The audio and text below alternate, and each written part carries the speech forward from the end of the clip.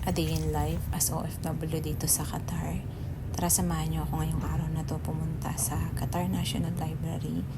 Pangatlong punta ko na nga pala to dito sa Qatar National Library. At dahilan ay ako ay may hiraming libro at magbabasa-basa na rin dahil ako may tinatapos na project study.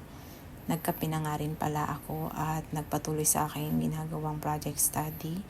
And then ito yung loob niya. Then, mayroon na nga rin pala silang lagayan or return book kung sakasakali na nakalimutan mo kung saan mo siya isosoli. Diyan mo lang siya ibabalik. Ayan yung looban niya.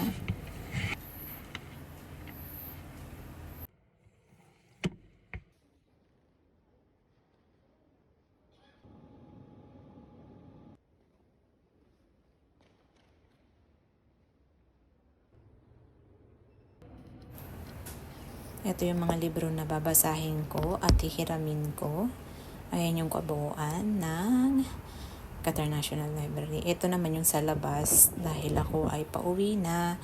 Dito tayo mag-aantay sa metro station habang daladala ko itong mga libro na to dahil wala akong bag. Yun lang, bye!